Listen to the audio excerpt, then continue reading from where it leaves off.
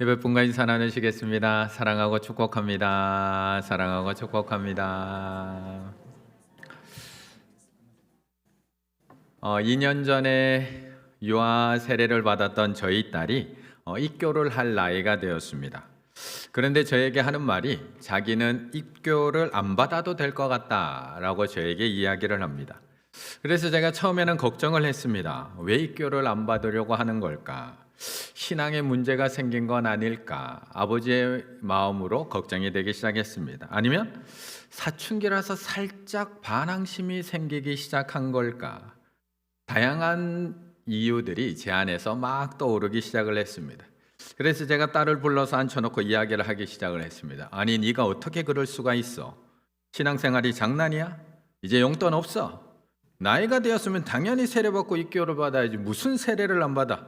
다른 말 하지 말고 바로 입교받아 라고 이야기하고 싶었지만 소심한 저는 그렇게 말하지 못하고 왜 입교를 안 받으려고 하는지 그 이유에 대해서 자세히 물어봤습니다. 그러자 저희 딸이 저에게 이렇게 물었습니다. 아빠, 왜 꼭 앞에 나와서 세례를 받아야 하지? 왜 꼭 앞에 나와서 세례를 받아야 하지? 내가 마음으로 믿으면 되는 거 아니에요? 저는 매일 성경을 읽고 있고 매주 예배를 드리고 있는데 왜 꼭 앞에 나와서까지 세례를 받아야 하나요? 저는 하나님을 믿고 있고 매주 예배 때마다 신앙 고백을 드리고 있는데 왜 꼭 앞에 나와서 이렇게 많은 사람들 앞에서 나의 신앙을 공식적으로 고백을 해야 하나요? 이 질문을 들은 저는 두 가지 사실에 놀랐습니다. 하나는 우리 세대는 부모님이 하라고 하면 그냥 했던 세대인데 이제는 그런 세대가 아니구나 라는 사실에 한번 놀랐습니다. 또 하나 놀란 거는 어쩌면 우리보다 생각이 조금 더 깊을 수도 있겠구나. 예전에는 하라고 하면 그냥 당연히 하다 보니까 큰 질문이 없었는데 이제는 이런 것까지 질문이 생기기도 하고 또한 질문을 하기도 하는구나. 어떻게 보면 요즘 세대 아이들이 우리 때보다 훨씬 더 많은 생각을 하고 있을 수도 있겠다라는 생각을 하게 되었습니다. 분명 신앙생활 잘하고 있고 하나님을 믿고 있고 예수님을 사랑하고 있고 지난 주일에도 예배를 드렸는데 왜 굳이 이렇게 많은 사람들 앞에서 공적인 신앙 고백을 해야 하는 걸까? 매주 사도신경을 하면 드리고 있으면서 하나님께서 천지 창조를 하셨음을 믿고 있고 예수님이 나를 십자가의 은혜로 구원해 주셨음을 믿고 있고 성령님이 오늘도 나와 교통하고 계심을 믿고 있는데 그것을 고백하고 있는데 왜 굳이 사람 앞에서 사람 세례를 받고 왜 오늘 이렇게 입교를 받아야 할까? 질문이 생길 수도 있다는 겁니다. 그래서 오늘 그 질문에 대한 대답을 말씀을 통해 한번 나눠보고자 합니다. 2년 전 저희 딸이 던졌던 질문에 대한 대답입니다. 다행히 저희 딸은 그 다음에 입교를 잘 받았지만 이와 비슷한 질문을 가지고 있을 친구들 그리고 우리들을 향해 성경에서는 그럼 뭐라고 이야기하고 있는지 그것에 대해서 한번 나눠보려고 합니다. 로마서 10장 10절 다시 한번 읽을까요? 10장 10절 시작. 사람이 마음으로 믿어 의에 이르고 입으로 시인하여 구원에 이르느니라. 아멘. 사람에게 믿음이 생기는 것 참 놀라운 일입니다. 왜냐하면 믿음은 내가 가지려고 해서 가질 수 있는 것이 아니라 하나님께서 주시는 선물이기 때문에 그렇습니다. 그러니 믿음이 마음에 생기는 것 이것만으로도 너무나 큰 은혜임을 알 수가 있습니다. 그런데 오늘 본문에서는 그것만으로는 충분하지 않다라고 말씀하고 있습니다. 오늘 사도 바울은 마음으로 믿는 것과 입으로 시인하는 것에 대해서 두 개를 나란히 놓고 우리에게 이야기해 주고 있습니다. 10절의 말씀을 보면 사람이 마음으로 믿어 의에 이르고 입으로 시인하여 구원에 이르느니라. 시인하다라는 단어를 쓰고 있습니다. 호몰로게오, 동의하다, 인정하다, 고백하다, 다른 사람처럼 똑같이 말하다, 함께 말하다, 같은 말을 하다, 공개적으로 선언하다라는 단어입니다. 단지 마음으로 품고 있는 것이 아니라 소리를 내어서 말하는 것, 사람들 앞에서 선언하라고 우리에게 이야기해 주고 있습니다. 아마 여기 있는 우리 친구들도 우리 친구들에게 한번 물어보겠습니다. 우리 친구들, 엄마 아빠가 우리 친구들을 엄청 사랑하고 있다는 걸 알고 있나요? 대답이 이럴 줄 알았습니다. 네. 엄청 사랑하고 있다는 걸 알고 있나요? 네, 맞아. 아니요. 네. 표정이 다양합니다. 그런데 가끔 보면 엄마가 나를 사랑해 주는 것까지는 조금 알겠는데 아빠가 나를 사랑한다는 것에 대해서는 잘 인정이 되지 않는 경우가 왕왕 있습니다. 가족들을 위해서 열심히 하는 건 알겠는데 정말 나를 사랑하는 걸까? 그건 잘 모르겠습니다. 매일 늦게까지 쉬는 날도 없이 직장 생활을 하시면서 가족을 위해서 수고하는 건 알겠는데 내가 정말 힘들 때 내 옆에 있었나? 날 정말 사랑하는 건가? 잘 모르기도 합니다. 왜냐하면 저도 그랬거든요. 그런데 왜 그것이 차이가 나는 걸까? 왜 엄마는 나를 사랑하는 것 같은데 왜 아빠는 수고는 하지만 그게 사랑처럼 느껴지지는 않는 걸까요? 정말 엄마는 사랑이 많고 아빠는 나에 대한 사랑이 없어서 우리가 그렇게 느끼는 걸까요? 난 늘 방황했어요. 지금도 나를 낳았다고 해서 저 사람은 날 사랑한다고 안다고 생각하죠? 아니요. 표현해줘야 돼요. 알려줘야 돼요. 아버지가 그렇게 못하면 엄마라도 번역해줘야 돼요. 나머지 세상은 또 살아가야 되니까. 그래서 우리는 또 사랑해서 남한테 그 사랑을 또 줘야 되니까. 무조건 자식은 사랑 줘야 돼요. 그래야 세상을 나가서 이길 수 있는 힘이 생겨요. 살 수 있는 힘이 생겨요. 이처럼 마음만으로 사랑한다고 해서 그 사랑이 완성되지를 않는다는 겁니다. 낳았다고 해서 사랑이 완성되지 않는다는 겁니다. 아빠라고 해서 사랑이 저절로 전달되지 않는다는 겁니다. 입술로 고백하고 행동으로 표현할 때 그 사랑이 완성된다라고 이야기하는 겁니다. 만약 하나님이 우리를 마음으로만 사랑했다면 그럼 우리는 어떻게 되었을까요? 하나님이 우리를 창조만 하시고 그걸로 내가 너희들 사랑하는 거 알지? 그렇게만 사랑하셨다면 우리는 어떻게 되었을까? 그래서 하나님은 우리에게 계속해서 사랑을 표현하시고 결국 그 사랑을 십자가의 사랑, 그 행동으로 표현하시고 확정해 주셨다라고 말씀하고 있는 겁니다. 로마서 5장 8절, 우리가 아직 죄인 되었을 때 그리스도께서 우리를 위하여 죽으심으로 하나님께서 우리에 대한 자기의 사랑을 뭐 했다고요? 확증하셨느니라. 표현했다는 겁니다. 나타내셨다는 겁니다. 확증해 주셨다. 증거를 보여주셨다는 겁니다. 그렇다면 우리의 믿음은 어떨까요? 마음으로만 충분할까요? 하나님도 저렇게까지 우리를 향한 사랑을 표현하시고 고백하시고 보여주시고 확증해 주시는데 우리의 믿음이 정말 우리 마음만으로 충분할까요? 에이, 나는 마음으로 믿어. 마음으로 다 하나님 믿지. 정말 마음만으로 믿음의 증거가 충분할까? 그러나 성경은 그것을 온전한 신앙이라고 부르지 않는다는 겁니다. 나무는 그 열매로 어떤 나무인지를 알 수 있듯이 믿음은 입술의 열매를 통해서 완성이 됩니다. 불은 그 불꽃을 통해서 그 빛을 발하듯이 마음의 믿음은 입술의 고백으로 표현될 수 있다는 겁니다. 그래서 오늘 이 자리를 통해 우리 친구들은 스스로 고백하고 스스로 하나님 앞에서 믿음을 시인해야 됩니다.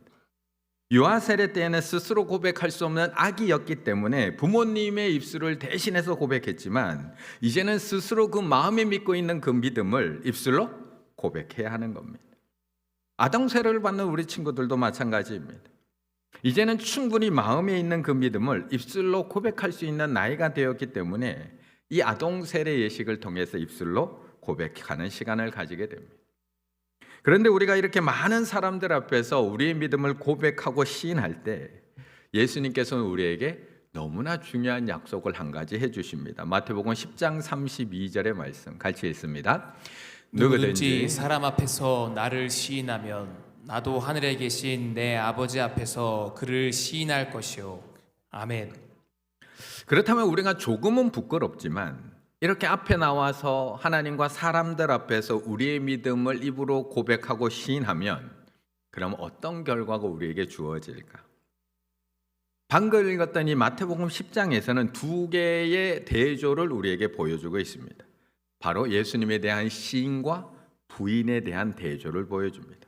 너희들이 만약 사람들 앞에서 예수님을 시인하면 예수님도 하나님 앞에서 너를 시인해 주겠다고 얘기하시고, 너희가 만약 나를 사람들 앞에서 부인하면 예수님도 하나님 앞에서 너희를 모른다라고 말씀하겠다고 얘기하는 겁니다.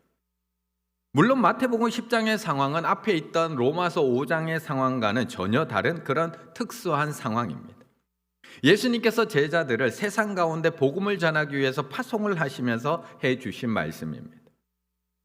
양과 같은 제자들을 이리로 가득한 세상 가운데 보내시면서 앞으로 너희들이 유대 공회에 넘겨지거나 총독들과 임금들 앞에 서게 될 그런 상황을 예고하시면서 제자들에게 당부하시는 말씀입니다. 너희들이 복음을 전하다가 생명이 위태로운 그런 상황이 오더라도 끝까지 나를 부인하지 말 것을 당부하고 있는 말씀입니다. 세상 법정에서 너희들이 비록 죄인 취급을 받을지언정 너희들이 나를 시인하기만 하면 하늘 법정에서 내가 너희들을 시인해 주겠다라고 말씀하고 있는 겁니다. 그래서 이 본문에서도 로마서 5장에 썼던 똑같은 법정 단어 시인하다, 호몰로게오, 내가 동의하다, 인정하다, 고백하다, 다른 사람처럼 똑같이 말하다라는 동일한 단어를 사용하고 있는 겁니다. 로마서의 말씀이 교회 앞에서의 시인과 고백에 대한 말씀이라면 마태복음의 말씀은 세상 앞에서의 시인과 고백에 대한 말씀이라는 겁니다. 그래서 큰 차이가 있는 것처럼 느껴집니다.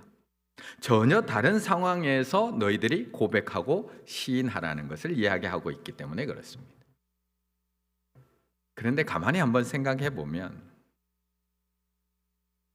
성도들 앞에서도 시인하지 못하는 사람이 과연 세상과 사람들 앞에서 예수님을 나의 구주로 떳떳하게 시인할 수 있을까요?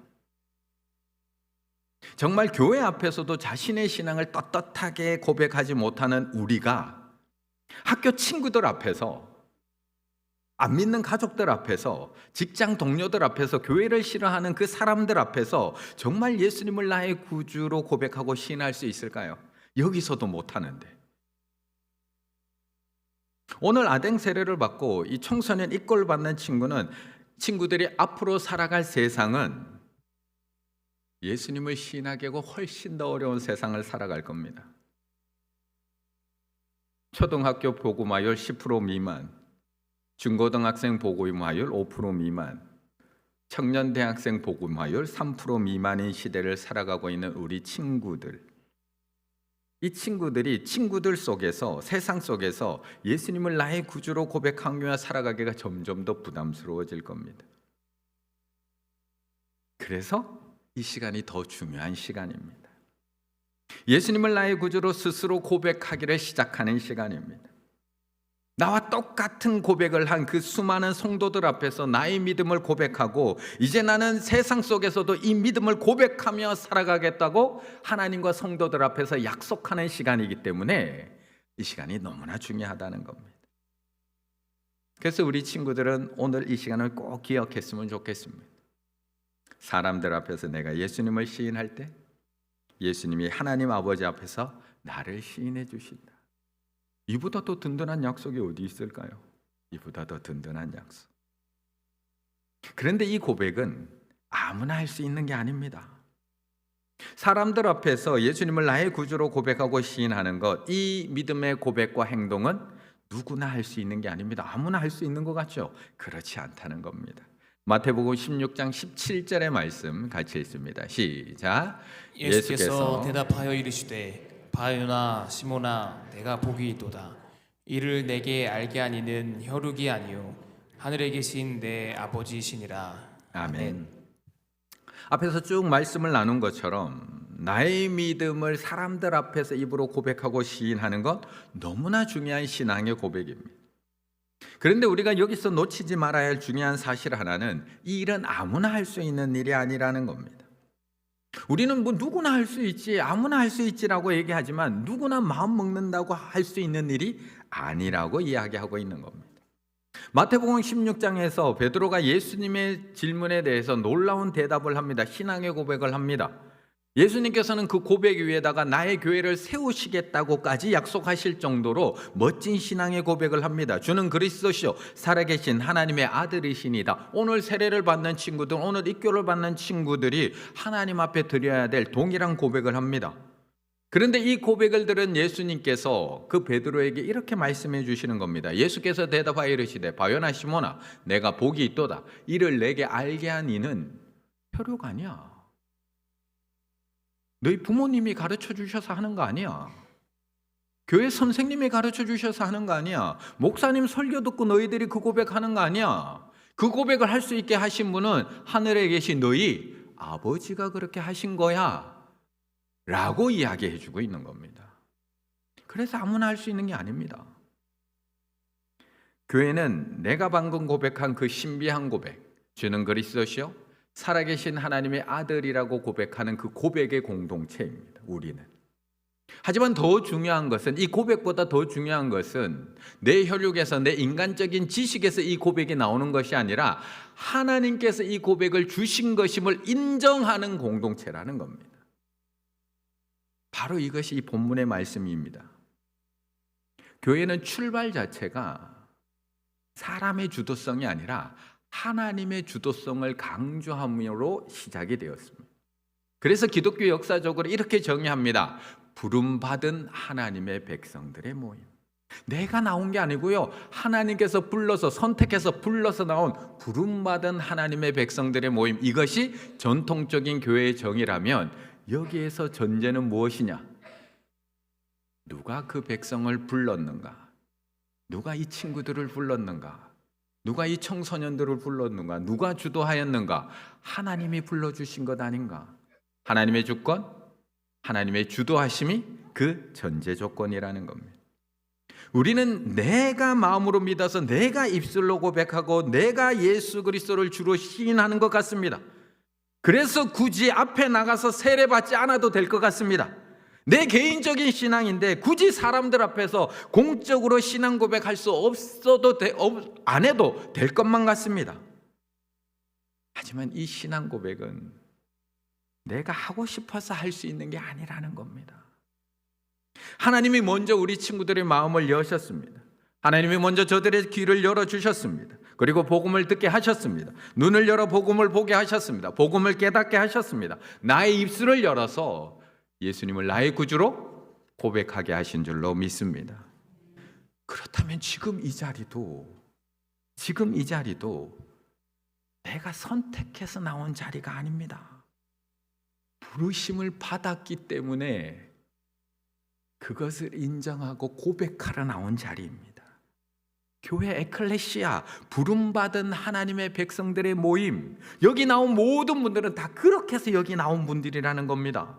하나님께서 부르셨기 때문에 나온 분들, 하나님께서 먼저 손을 내미셨기 때문에 그 손을 잡고 주님 앞에 나와왔습니다. 그리고 오늘 세례와 입교라는 이 자리에 부름받은 이 하나님의 백성들 앞에서 이들이 고백하는 겁니다. 저도 우리 성도님들처럼 하나님께 부름받은 백성이에요. 저도 하나님께 부름받아서 이 자리에 나왔어요를 고백하고 받아들이는 자리가 바로 이 세례의 자리, 입교의 자리라는 겁니다. 오늘 세례를 받고 입교를 받는 우리 친구들, 저를 한번 따라서 했으면 좋겠습니다. 물론 목소리가 크게 나올 거라고 생각하지는 않습니다. 하지만 작은 목소리지만 내 입술로 고백하는 건 참 중요할 것 같습니다. 가슴에 한번 손 얹어 주시고 우리 오늘 세례받고 입교받는 우리 친구들, 저를 따라 한번 해볼까요? 저도 하나님께 부름을 받았습니다. 저도 같은 신앙을 고백합니다. 저도 이 믿음의 공동체의 일원입니다. 그리고 이 고백을 들으며 우리는 기뻐하며 이들을 맞이하는 겁니다. 우리는 뭐라고 고백해야 될까요? 우리 모두도 가슴에 손 한번 얹고 저를 따라 한번 해보실까요? 하나님, 우리와 같은 믿음의 사람들을 불러주셔서 감사합니다. 하나님, 우리와 같은 믿음의 사람들을 불러주셔서 감사합니다. 우리도 그렇게 부름받았습니다. 우리도 그렇게 부름받았습니다. 우리도 같은 신앙을 고백합니다. 우리도 같은 신앙을 고백합니다. 우리도 그 부르심 안에 함께 있습니다. 우리도 그 부심 안에 함께 있습니다. 이것이 바로 하나님의 부르심을 받은 사람들의 모임, 교회라고 말씀하고 있는 겁니다. 우리 성도님들은 요즘 하나님에 대한 사랑을 입술로 잘 고백하고 계신가요?